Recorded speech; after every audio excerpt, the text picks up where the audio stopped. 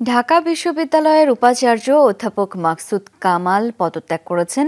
শনিবার শিক্ষা মন্ত্রণালয়ের সচিবের মাধ্যমে তিনি পদত্যাগপত্র জমা দেন। শিক্ষার্থী ও বিশ্ববিদ্যালয়ের স্বার্থেই পদত্যাগের কথা জানান তিনি। এছাড়া বিশ্ববিদ্যালয়ের প্রক্টর, সহকারী প্রক্টর ও ৭ হলের প্রভোস্ট পদত্যাগ করেছেন।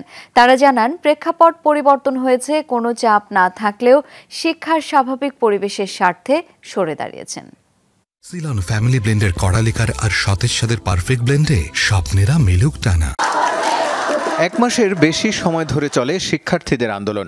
বিশ্ববিদ্যালয়ের ক্যাম্পাস ছাপিয়ে তার রেশ ছড়িয়ে পড়ে রাজপথে ও সরকারে। শিক্ষার্থীরা যখন বৈষম্য দূরীকরণের দাবিতে রাজপথে, শিক্ষকরাও তখন পেনশন স্কিম বাতিলের দাবিতে। কোনো শিক্ষক শিক্ষার্থীদের আন্দোলনের পক্ষে মত দিলেও বেশিরভাগই ছিলেন নীরব। আন্দোলন, সহিংসতা, প্রাণহানির পর অন্তর্বর্তী সরকার দায়িত্ব নিলে দাবি ওঠে বিশ্ববিদ্যালয় প্রশাসনের পরিবর্তন। শনিবার পদত্যাগ করেছেন বিশ্ববিদ্যালয়ের উপাচার্য ও আওয়ামী লীগ সমর্থিত শিক্ষকদের সংগঠন নীল দলের সাবেক আহ্বায়ক অধ্যাপক মাকসুদ কামাল। শিক্ষা মন্ত্রণালয়ের সচিবের মাধ্যমে পদত্যাগপত্র জমা দিয়েছেন তিনি। পট পরিবর্তনের পরপরই সরে গেছেন শামসুন নাহার, রোকেয়া, জহুরুল হক, বিজয় ৭১ ও জিয়া হলের প্রভোস্ট সহ ৭ জন। আগেই পদত্যাগ করেছেন বিশ্ববিদ্যালয়ের রেজিস্ট্রার। এছাড়া ব্যক্তিগত কারণ দেখিয়ে দায়িত্ব থেকে সরে দাঁড়িয়েছেন প্রক্টর ও সহকারী প্রক্টর সবাই।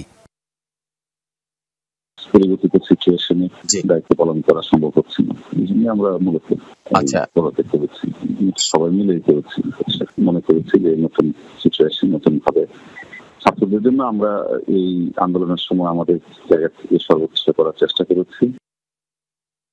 শিক্ষকদের কল্যাণে কাজ করতেই চেয়েছিলাম, তো সেটা পরিপূর্ণভাবে করতে পারিনি বলে আমি করছি, জায়গা থেকে সরে গেছি। এই জানা গেছে, বিশ্ববিদ্যালয়ের ভিসি ও প্রক্টরকে সরে দাঁড়ানোর দাবি উঠলে বৈঠক করে সবাই এই সিদ্ধান্ত নেন।